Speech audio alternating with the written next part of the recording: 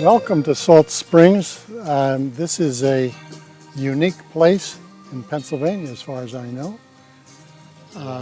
This park has a long history of being supported by the people who live in this county.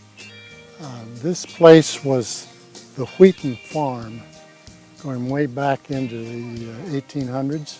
Over time we formed a nonprofit corporation called the Friends of Salt Springs Incorporated.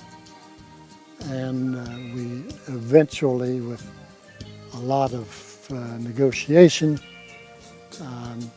developed a contract with the state.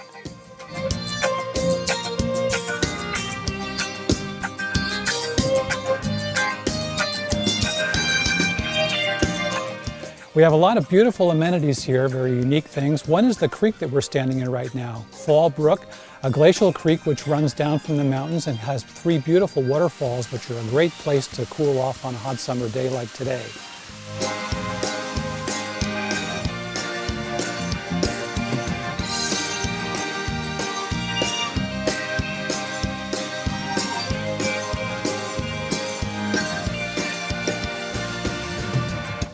Another unique feature here is the hemlock grove, the old-growth hemlock grove at Salt Springs Park, which contains some 300-year-old hemlock trees that were not logged during the great logging boom of the 19th century.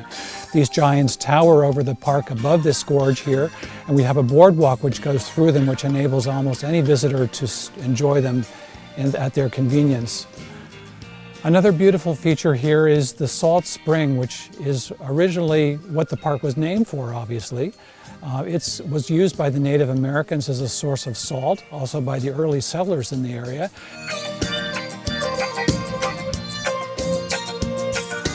One of the features we have for guests here are campsites. We have a dozen campsites which are nestled along Silver Creek. They're beautifully rustic. We also have bathhouses to go with that.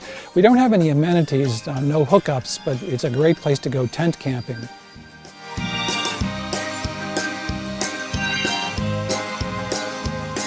In Salt Springs Park, there are about 15 miles of hiking trails, all different terrains and levels of difficulty. One of them goes up the creek that we're standing in right now, the Fallbrook. Others wind through the fields, the overgrown fields that used to be used for farming, and through the hemlock grove at the top of the hill. Some are very steep and some are much more suitable for casual hiking.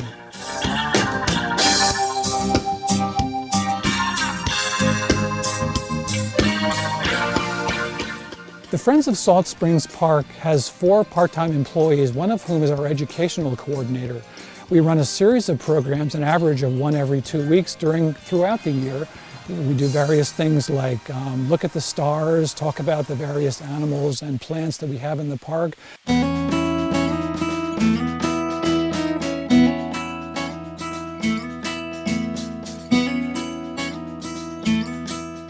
The Friends of Salt Springs Park operate a park as big as Central Park in Manhattan with 4 part-time employees.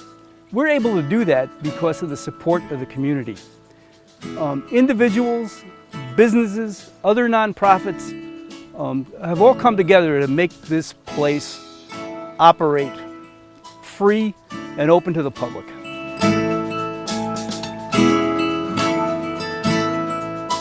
We need more help, though. There's a lot to do here. We have, it's a constant struggle to keep the buildings up, the trails maintained, the lawns mowed, the campgrounds, pleasant places for families to sit. So help is always appreciated. Salt Springs Park seems to attract visitors from all over the area, both northeast Pennsylvania, southern New York State, and also all over the state of Pennsylvania. People really appreciate the unique, quiet, low-key atmosphere we have in the park here. Not too many activities. There's no swimming pool, for example. There are no softball fields, no tennis courts. It's a great place to just come and enjoy nature as it is.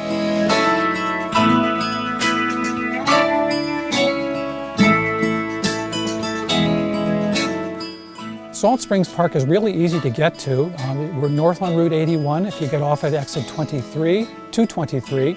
For Montrose, just follow the signs into Montrose and turn right on Route 29 north. We're about 5 miles north of the town of Montrose. You can also find more information at visitpaparks.com.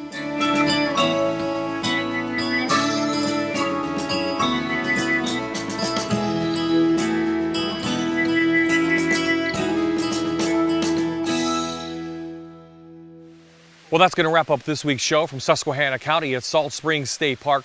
We want to thank the Friends of Salt Springs for showing us around. Now, typically, you can only see these waterfalls from high up, but this time of year with the water down, everybody's coming up here for a dip. We want to thank our sponsors, Sickler's Bike and Sports Shop in Kingston and Clark Summit, and Weaver's Archery in Middleburg. We'll see you next week in the great outdoors.